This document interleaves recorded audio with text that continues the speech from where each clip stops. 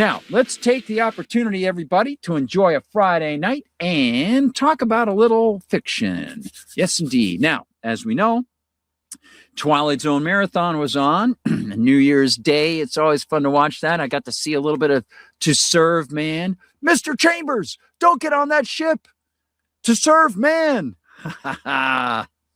Yes, To Serve Man. Great stuff. A lot of people, I was mentioning to my sister and my niece, a lot of people don't know that Buck Houghton, who was the co-producer of Twilight Zone with Rod Serling, actually went on to produce The Waltons, had a massive hit with The Waltons. I've never seen a full episode of The Waltons, but I know people loved it.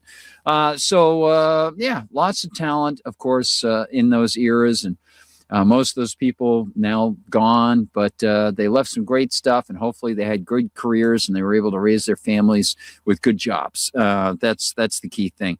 So why don't we take an opportunity to check out work that a guy I know has given us. It is great stuff. I'm going to tell you about a writer as we head into Fiction Friday right now, and we hear from the control voice from my old days at the Outer Limits, the good guys at the Outer Limits redone up in Vancouver when I was up there. It's time for the Outer Limits control voice and Fiction Friday as we move into the phase of the former Star Trek writing fellow and former Outer Limits writing fellow, I guess, right?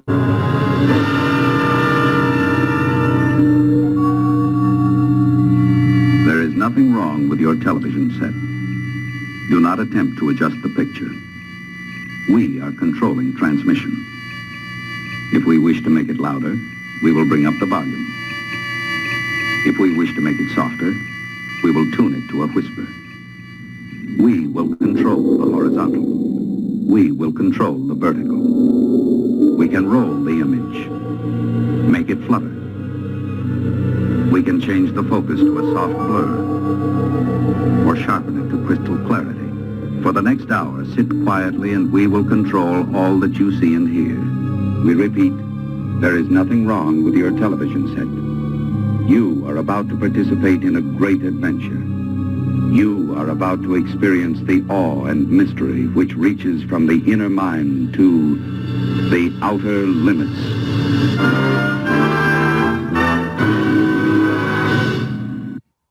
All right, Outer Limits. Thank you, Outer Limits guys. You rock. I appreciate it very, very much. All the great stuff that you gave me to look at, to read. I remember one of the first couple days I was there, I got to read a script that Richard Matheson and his daughter had written. That was super cool. I'm like, wow, this is great. I'm liking this. This is awesome. Like all my heroes, like, wow, cool, man. So let's talk about another one of my heroes. He is a writer known all around the world. He's a great guy, British writer, and you might know some of his work. I hope that you do, and if you don't, I hope I can introduce you to him. We'll combine a little Wordsmith Wednesday with some short story reading tonight. This wordsmith is Ramsey Campbell. As you can see, he's a British writer, born in 1946. I hung out with Ramsey a bunch of times, had dinner with him in large groups for lots of times. Great, great guy. His wife is wonderful.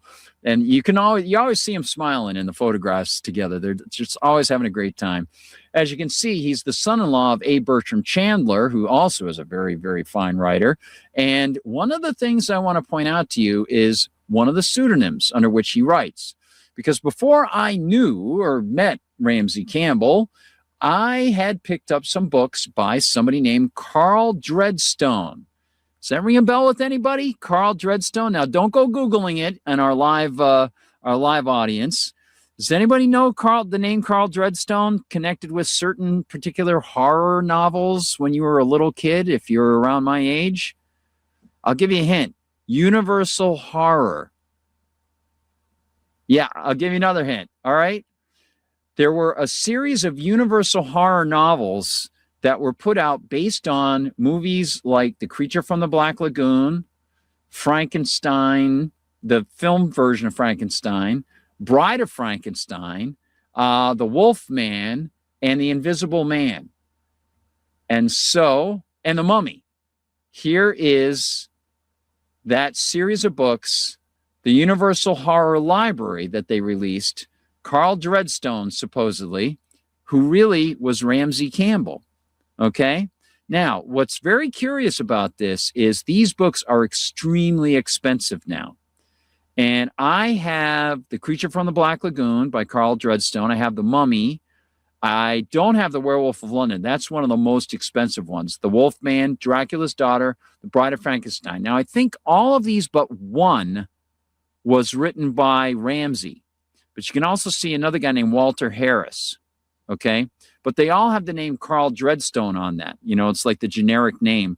Let me show you the cover of one of these because it's absolutely great to see. So here's the one from Creature from the Black Lagoon, and you can see they're in high demand. Like they're very, very expensive. They're like $60 each now. Very expensive. And this is sort of out of focus, unfortunately. But there's the Creature from the Black Lagoon one, part of the Universal Horror Library series. Now, these came out maybe around 1976 or so, 75, 77. Very cool stuff. And Ramsey was the one who wrote most of those. And I didn't know that when I was reading those books. I'm a little kid.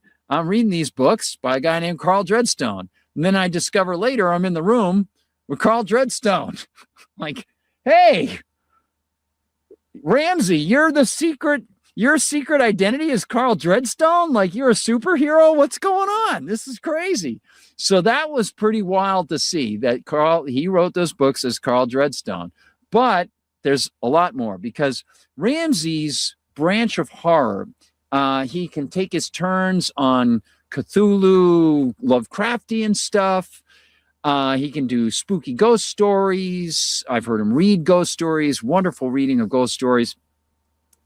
But his branch of horror that sort of has grown, very interesting, is called miserableism.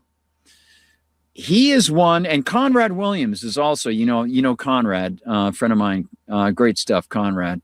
Conrad, some of his work is also seen as miserablist.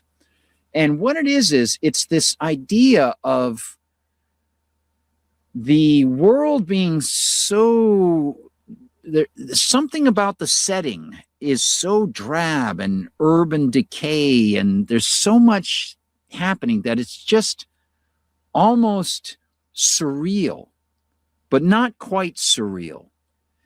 And the miserablist aspect of it that comes forth is this sort of psychological tear within modernity. And it's very interesting. It's this pressure that you feel inside the stories that has something behind it. There's an evil behind it. And typically it emerges in some way.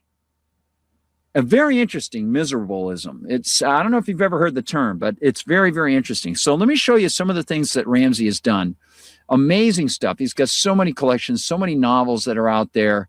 Just incredible stuff. You can see so many of these things. There, of course, is Wolfman stuff as Carl Dreadstone. There you see the Wolfman, Universal Horror Library. Again, $110 for that one. Incredible, incredible expenses. $66 for Dracula's Daughter. And they say that that's one of the best ones. I don't own that one. I had the Creature from the Black Lagoon. It got damaged, water damage, so I had to get another one. Count of 11. That's a really cool one about a series of letters that are like cursed. All sorts of neat stuff. Ramsey's got amazing powers. Now, Ramsey and my friend Stephen Jones, he being the one who was nice enough to let me sell my novella when it was originally supposed to debut at the World Horror Convention, World Fantasy Convention in 2013, and it wasn't, they hadn't shown up with the publishing company. So I had nothing to sell, but later in the day, the publishing company actually got it. Stephen Jones was the one who organized that convention, and he and Ramsey, they've known each other for a long time. Stephen's like the top British anthology guy. Well, Stephen put this one together, the Anthology of Horror Stories, edited by Stephen Jones. You can see the cover; it's looking pretty cool. Let's get the magic Russian team here to make the image bigger. There you go. How about that? Ta-da!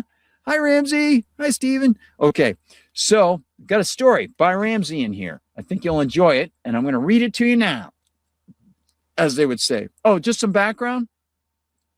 As you can see on El Scrino, because I know my Russian, Ramsey Campbell is perhaps the world's most decorated author of horror, terror, suspense, dark fantasy, and supernatural fiction. He has won 4 World Fantasy Awards, 10 British Fantasy Awards, 3 Bram Stoker Awards, and the Horror Writers Association's Lifetime Achievement Award. He has been named a Grand Master of Horror. You can see World Fantasy 2015, British Fantasy Association, British Fantasy Award 2008, Stoker 1999. Look at this. Whoa. Look at this, all these nominations. Those are all awards. British Fantasy, World Fantasy, Bram Stoker. Look at that. Unbelievable. Wow. He's got some great, great stuff. Now, I do want to show you a couple of his most recent ones. You can see here, September 2025, An Echo of Children. Okay. Special version. That is something. He does a lot of good stuff with PS Publishing too. And I also want to show you way down the bottom here, The Lonely Lands. Look at this one. Look at what's back there. That is super cool. So I'm telling you, if I can entice some of you to get this, a friend of mine's an editor over at this company. Great stuff. Awesome stuff. So check it out. Hopefully you'll pick up some Ramsey Campbell. Now I'm going to read you a story by Ramsey that hopefully you'll enjoy. And I think you'll dig it. Okay. So here we go. You know, it's interesting. Over on the screen here, there's an image from Thrift Books of Joyce Carol Oates when she was a younger woman with Them. That she didn't actually write that when she was a younger woman, but it's interesting because Joyce Carol Oates, I could never really get into Joyce Carol Oates stuff. They always sort of ran the same theme. Like there's some, I won't tell you, they always sort of ran the same theme. And I could never really get into her stuff. But Ramsey, this is a good one. This is a story called Out of Copyright. And you can find Ramsey stuff in all sorts of collections. He's also co-edited collections, anthologies as well. So you can look him up as an editor and see what his taste is like. So this is a story called Out of Copyright by Ramsey Campbell. Ramsey, Happy New Year. I don't know if you're watching. I'd love to get you on the show. And by the way, if you're new to the show, I'm Gardner Goldsmith. Hello. Hi. And we'll talk script writing at Star Trek later when I was at Voyager. Here it is. Out of Copyright. The widow gazed wistfully at the pile of books. I thought they might be worth something. Oh, some are, Tharn said. That one, for instance, will fetch a few pence, but I'm afraid your husband collected books indiscriminately.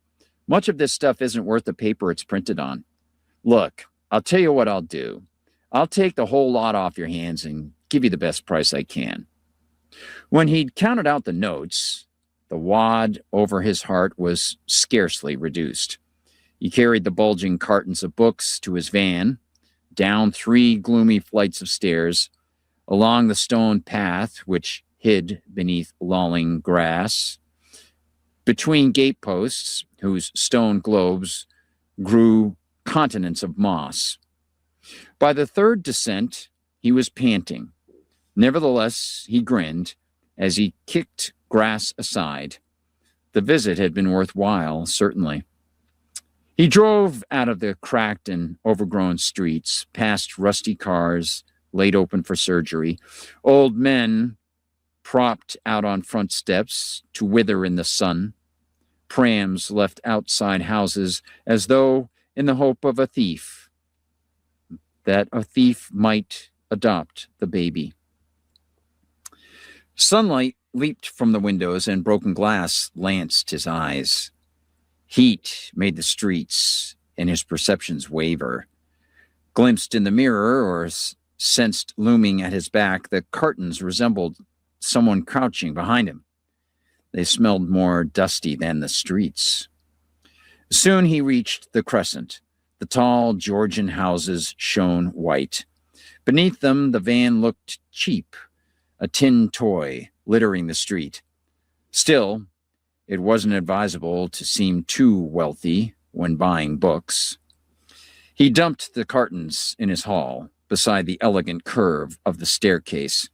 His secretary came to the door of her office. "Any luck?" "Yes, indeed. Some first editions and a lot of rare material." The man knew what he was collecting. "Your mail came," she said in a tone which might have announced the police. This annoyed him. He prided himself on his legal knowledge. He observed the law scrupulously. "Well, well," he demanded. "Who's saying what?" "It's that American agent again. He says you have a moral obligation to pay Lewis's widow for those 3 stories. Otherwise, he says, let's see, I shall have to seriously consider recommending my clients to boycott your anthologies." "He says that, does he? The bastard." "They'd be better off boycotting him." Tharn's face grew hot and swollen. He could hardly control his grin. "He's better at splitting infinitives than he is at looking after his people's affairs. He never renewed the copyright on those stories. We don't owe anyone a penny. And by God, you show me an author who needs the money, rolling in it, all of them, living off their royalties." A final injustice struck him. He smote his forehead. "Anyway, what the devil's it got to do with the widow? She didn't write the stories." To burn up some of his rage, he struggled down to the cellar with the cartons. His blood drummed wildly. As he unpacked the cartons, dust smoked up to the light bulbs. The cellar, already dim with its crowd of bookshelves, grew dimmer.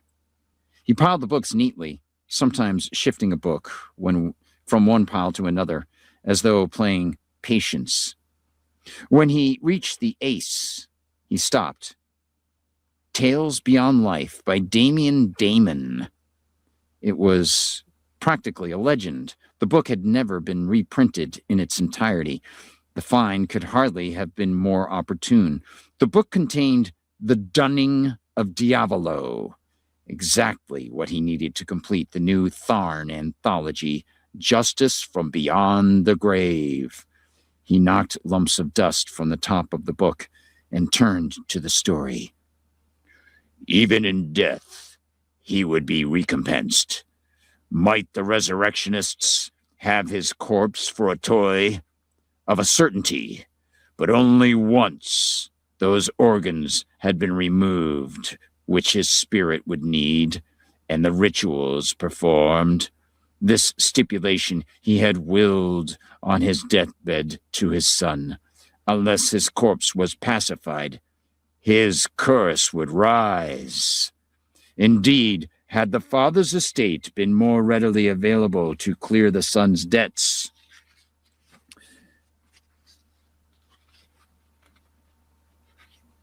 this might have been an edifying tale of filial piety. Still, on a night when the moon gleamed like a sepulchre, the father was plucked, tuber pallid, from the earth. Rather than sow superstitious scruples in the resurrectionists, the son had told them not. Even so, the burrowers felt that they had mined an uncommon seam. Voiceless it might be, but the corpse had its forms of protest.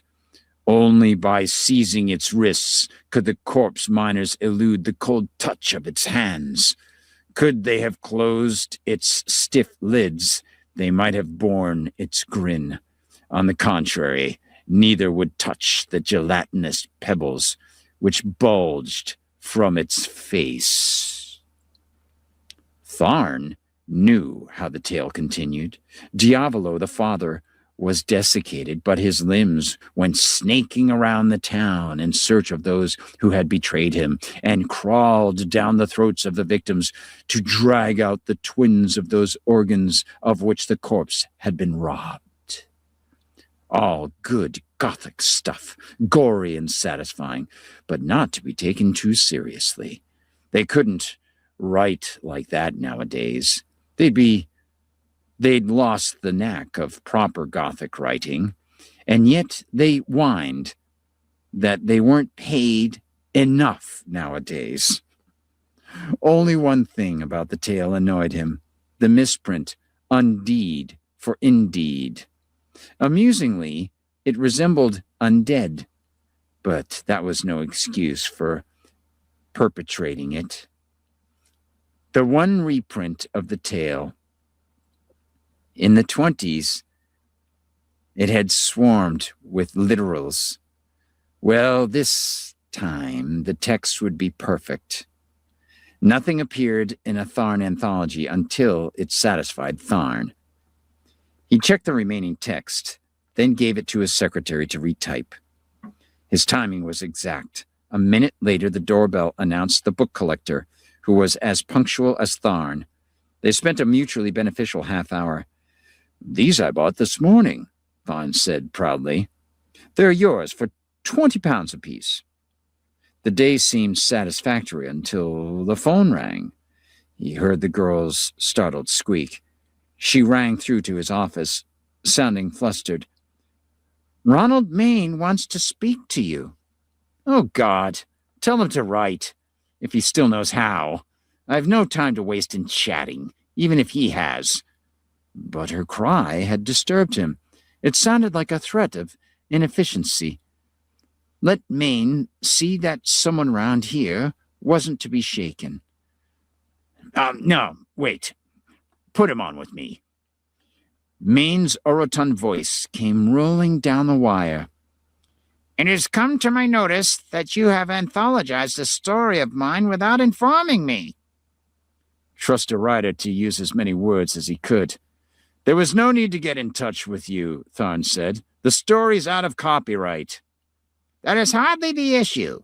Aside from the matter of payment, which we shall certainly discuss, I want to take up with you the question of the text itself. Are you aware that whole sentences have been rewritten?" "Yes, of course. That's part of my job. I'm an editor, you know." Irritably, Tharn restrained a sneeze. The smell of dust was very strong. "After all, it's an early story of yours. Objectively, don't you think I've improved it?" He oughtn't to sound as if he was weakening. "Anyway, I'm afraid that legally you have no rights." Did that render Maine speechless, or was he preparing a stronger attack? It certainly mattered, for Thane... It scarcely mattered, for Thane put down the phone. Then he strode down the hall to check his secretary's work. Was her typing as flustered as her voice had been? Her office was hazy, with floating dust.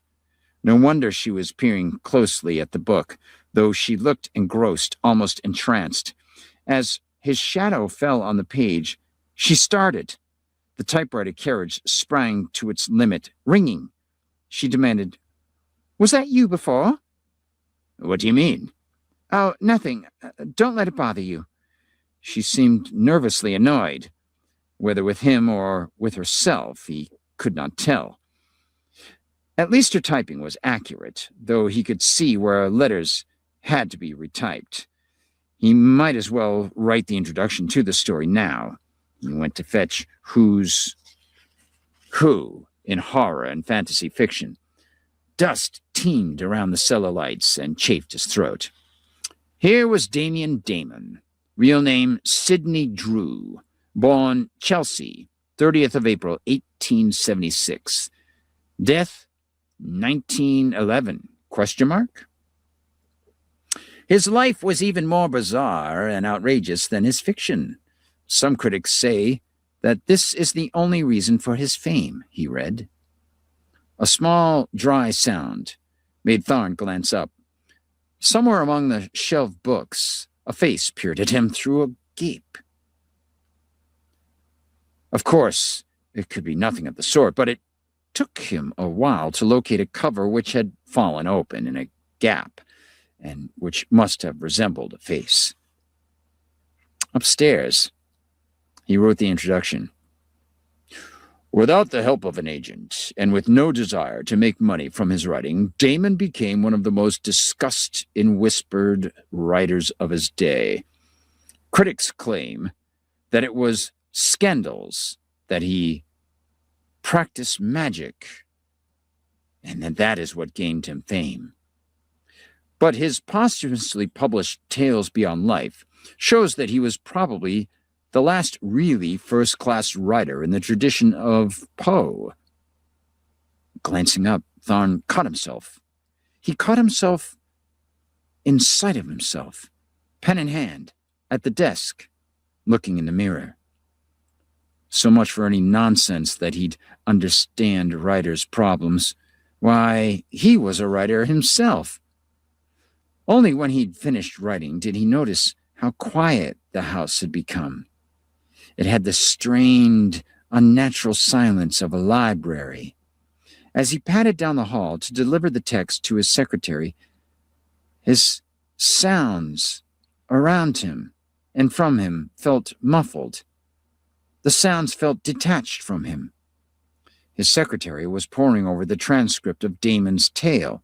She looked less efficient than anxious, searching for something she would rather not find somehow, that she worried lay in the book. Dust hung about her in the amber light and made her resemble a waxwork or a faded painting. Her arms dangled, somehow forgotten. Her gaze was fixed on the page. Before he could speak, the phone rang. That startled her so badly that he thought his presence might dismay her more. He retreated into the hall, not seen, and a dark shape stepped back behind him. It was his shadow, of course. And then he entered her office once more, making sure he was audible this time. "It's Mr. Maine again," she said, almost wailing. "Tell him to put it in writing." "Mr. Tharn says, would you please send him a letter?" Her training allowed her to regain control, yet she seemed unable to put down the phone until instructed. Tharn enjoyed the abrupt cessation of the outraged squeaking on the other end when he told her to put it down. "Now I think you'd better go home and get some rest," he said. When she had left, he sat at her desk and read the typescript. Yes, she had corrected the original Undeed, and it was righted. The text seemed perfect, ready for the printer. Why then did he feel that something was wrong? That she omitted a passage or otherwise changed the wording? He'd compared the texts in his office where he was more comfortable. He would do that. As he rose, he noticed a few faint, dusty marks on the carpet. They approached behind his secretary's chair, then veered away. He must have tracked dust from the cellar, yes, which clearly needed sweeping. What did his housekeeper think she was being paid for, after all? Again his footsteps sounded somehow muted. Perhaps his ears were clogged. Perhaps the dust. There was certainly enough all about. He had never noticed how strongly the house smelled of old books now, and how unpleasant the smell could be. His skin felt dry and itchy. In his office he poured himself a large scotch. It was late enough. He needn't feel guilty. Indeed, twilight seemed unusually swift tonight, unless it was an effect of the swarms of dust. He didn't spend all day drinking, unlike some writers he could name. He knocked clumps of dust from the book. It seemed almost to grow on it, to grow there like fungus. Airborne dust whirled away from him and drifted back. He compared the texts, line by line. Surely they were identical, except for her single correction. Yet he felt there was some aspect of the typescript which he needed urgently to decipher. This frustration and its irrationality unnerved him. He was still frowning at the pages, having refilled his glass to loosen up his thoughts, when the phone rang once. He grabbed it irritably, but the earpiece was as hushed as the house around him. Or was there, amid the electric hissing, vague as a cascade of dust, a whisper? It was beyond the grasp of his hearing, except for a syllable or two, which sounded like Latin, if it was there at all. He jerked to his feet and hurried down the hall. Now that he thought about it, perhaps he'd heard his secretary's extension lifted as his phone had rung. Yes, her receiver was off the hook. It must have fallen off.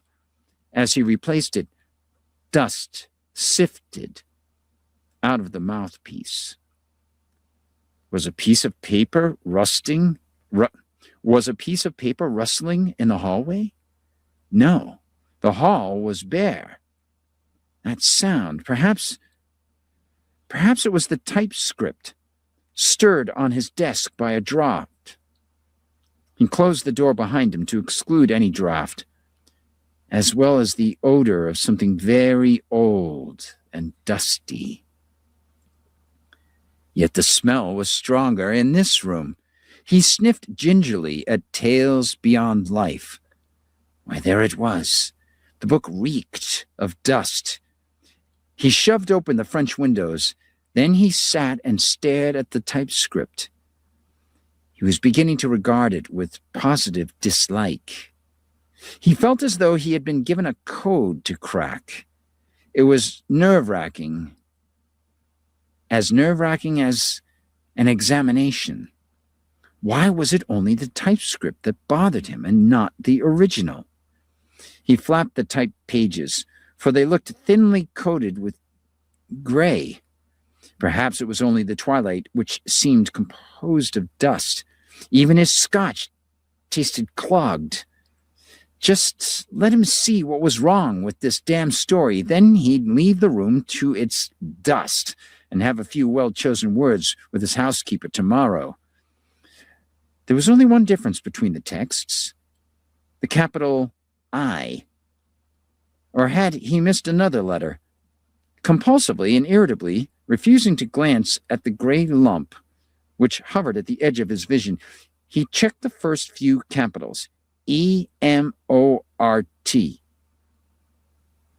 Suddenly he stopped, parched mouth wide open. Seizing his pen, he began to scramble and transcribe the capitals alone. E mortius revoco. From the dead I summon thee. Oh, it must be a joke, a mistake, a coincidence. But the next few capitals dashed his doubts. From the dead I summon thee, from the dust I recreate thee. The entire story concealed a Latin invocation.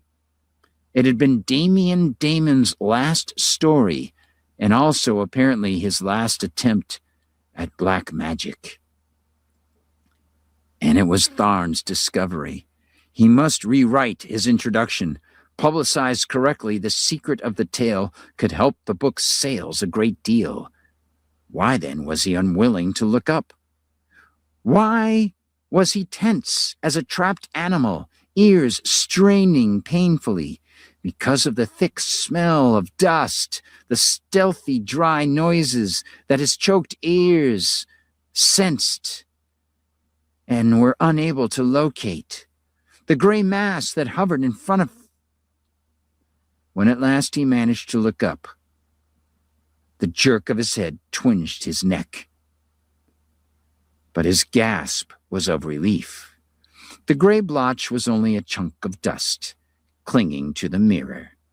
Admittedly, it was unpleasant. It resembled a face masked with dust, which also spilled from the face's dismayingly numerous openings. Really, he couldn't live without it, much as he resented having to do his housekeeper's job for her. So he rose.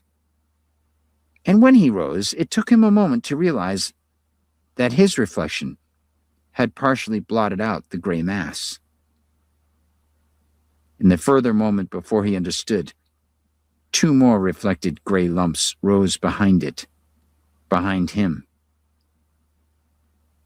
Were they hands or wads of dust? Perhaps they were composed of both.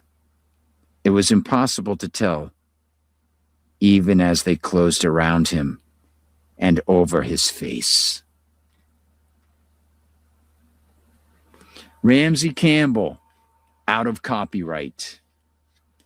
That one from an anthology of horror stories edited by Stephen Jones, published by Tiger. This is the British version of this. Originally, Tiger Books International out of London. Don't know when the copyright was on this. 1991. And this edition from 1994. Thank you, Stephen Jones. Thank you, Ramsey Campbell. So clean your room. Get rid of the dust. Don't want that dust or the Latin invocation of resurrection. No way, baby. No way. Little something from Ramsey. Ramsey C. That's the kind of thing you get sitting around, a little campfire or something like that. You got a little wind blowing. Oh, good stuff. Inside a house, a spooky house. Can't go wrong. Let's check in with everybody inside Rumble on this evening. Make sure that things are going well. Birdhouse says, nice one, Guard. That story was awesome. I like it. Thanks, man. Thanks for introducing a new author to me, Ramsey Campbell. Yeah, Ramsey's great. And behind a lot of the stuff, you get a wry sense of humor. He looks at life with a real wit. Very, very witty guy. And, the crazy circumstances that come upon people who deserve what they're getting, that sort of stuff. Now, I will do one thing for you real quick. Yeah, let me do one other thing. I think I might have one more poem for you to read before we go. One of the poems, last week I did some poetry, and I went into some of the poetry, okay, gonna pull up some of these. Now, let me see if this one works or not.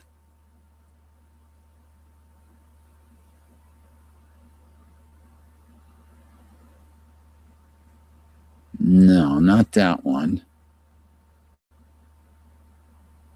Not that one. That's no good. What about this one?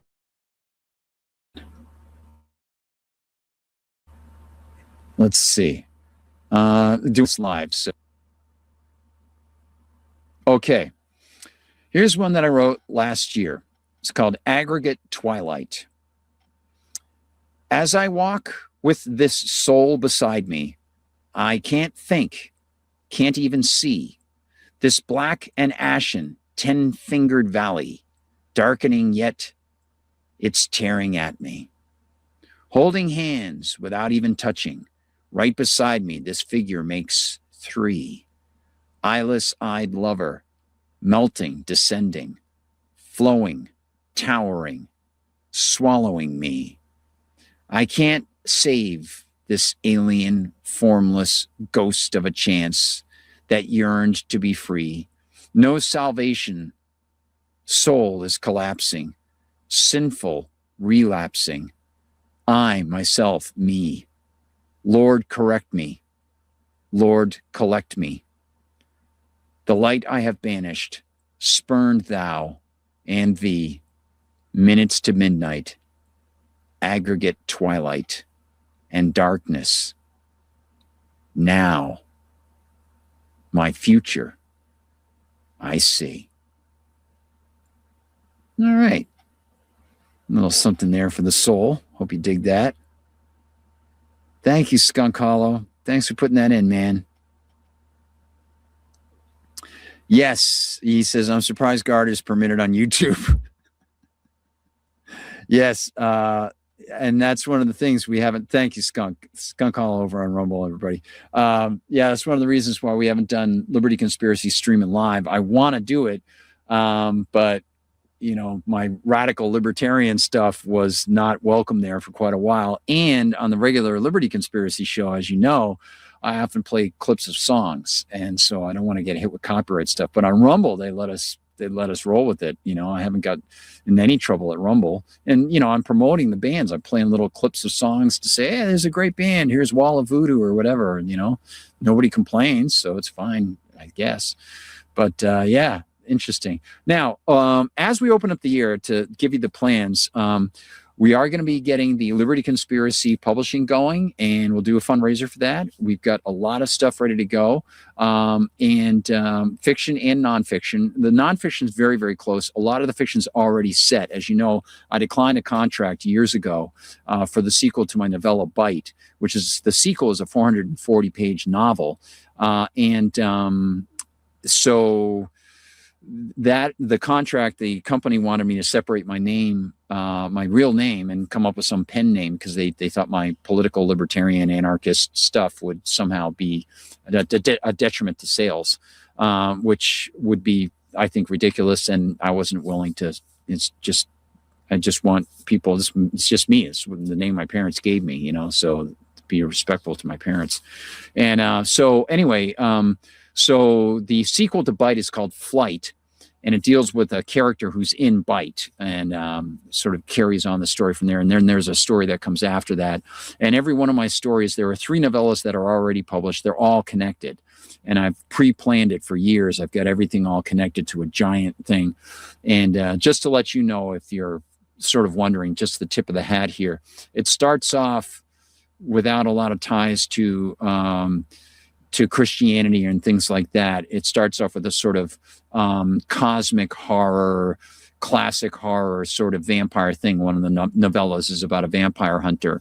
But as you get deeper into the stories, what I do is I start to work them into a larger theme of logos and God, the creator, and how many of these things are misapprehensions of just the forces of good and evil under God. And so I want to address some of the things that have come up because of stuff like Gnosticism and Hermeticism and stuff like that, and weave all that in and say, these are distractions from good versus evil, Christianity, your God-given soul, and eternal damnation, that sort of thing. And so a lot of these manifestations that you see in the stories seem like maybe it's Cthulhu-esque or Lovecraftian or something like that. Later, they're revealed as, no, they're just subsets of this larger evil thing. So the composite all comes together in this mosaic. And hopefully it's on the writing that I did at, shows, or the work I did at TV shows, or the writing that I've done, like, I know that this idea is a pretty remarkable and different sort of idea. And the subset ideas are pretty strong little stories. So hopefully they'll be entertaining for people and they'll enjoy reading them, and give them some fun, whether it's, like I say, if you're constructing a staircase and you've done wonderful work and your name is forgotten, but the staircase stays beautiful. If you got a story and later you can touch somebody and, years from now, they get a smile, they get satisfaction or a lesson. Sounds cool to me, it's cool stuff. And I like writing stories. It's never going to be AI for the G-Man. No way. Not my fiction. Got to be straight up fiction. It says, Gardner Goldsmith, does a reader have to start reading Bite first, then Fishing? That might be a pretty good idea. You can read them separate. You don't really need to read them in any order. Fishing is tied to Tower, just to let you know. And then they'll all be tied together later. But yeah, you can read them in any order. Just be warned that Fishing has some very graphic violence in it. Very, very graphic. So, if you have a kid around, you don't want the kid reading it. So Yeah. Anyway, all right. I better get going. Thanks, Birdhouse, for asking. Says this my New Year's resolution: read all 3 guard books. Oh, dude, thanks. You'll have to let me know what you think. He says I'm dying to find out what happens in the ending of Tower. Well, when we do the fundraiser, I'll try to figure out a way. You might have some suggestions on the best way to do it. Because as you know, I've been very, very sick, and I'm just starting to get some improvement, I think, thanks to Dr. LaGuardia and all of you, and really cracking down and finding ways to get my work done properly and put the energy out. And so what I'm hoping to do is on the fundraiser, get the word out, ask people if they can share the links and so on and so forth, and then try to figure out, you got to get one of these fundraiser things and like perks that if people donate a certain amount to get things started, we got to get a final editor and some cover images done and promotional stuff done. And I'm going to do this for a couple books to start off. I figured I can promise, donors, if they donate up to a certain point, like 1 book or 2 books or whatever, and that'll be really cool. So I'm hoping that to put out the nonfiction and the first fiction book, we can start the publishing company. And then I've got another book where I want to bring other people in. So I'm hoping to raise about $5,000 or $6,000. And hopefully we'll be able to do that in the course of I don't know if you have to have a deadline to do it, like a month or 90 days or whatever, but hopefully with enough promotion, we can do it. And that would be great. Like $5,000 or $6,000 would be awesome. That would make that publishing company solid. We'll be able to get those first 2 books out and then maybe get a 3rd one ready to go and not have to raise too much for the 3rd one. That would be awesome. So we'll see how it goes. And then, with promises and stuff like that and fundraisers, people who donate can get, copies of the books that are coming, that sort of stuff. So that'll be cool. And then, so I'll be looking for your suggestions on that. I think that would be a good thing. I've never really done that before. So maybe I should wouldn't that be funny if I put out a book by Carl Dreadstone II? Ramsey Dreadstone. I was on the Flintstones, that's all. I'm Carl Dreadstone, the horror writer, Fred Flintstone's favorite author. Oh man! And by the way, if none of you have ever seen Garth Marenghi's Dark Place, you gotta see Garth Marenghi. And now they're putting out fake Garth Marenghi. Well, they're real, they're authorized, but they're Garth Marenghi novels. You got to see the Garth Marenghi stuff. It's just it's so funny, man. Garth, you're a woman. Garth Marenghi. So good. Dr. Julian Sanchez. I'm just spouting off nonsense now. If you don't know Garth Marenghi, you don't know, but he's just the best. All right, I better go. Ramsey, God bless you. Happy New Year, Ramsey. Happy New Year, Stephen Jones. Happy New Year, F. Paul Wilson. Happy New Year, Tom Monteleone. I miss you so much, Dallas Mayer, otherwise known as what was Dallas's writer's name? Jack Ketchum. Girl Next Door. What a great book. So I better go, everybody, but have an awesome night. We'll see you on Monday. And of course, if you are one of the people who watches just the former Star Trek Writing Fellow channel, check out our other pieces. I'll be reading more fiction and doing more of that during other weeknights as well. So that'll be fun too. Sometimes there's just so much news, you just got to do it. But I'm going to start doing more fiction each night. Not each night, but like a few times a week, I think. Just as treats, something nice for people. All right, I'm going to hit the road. I'm going to leave you with the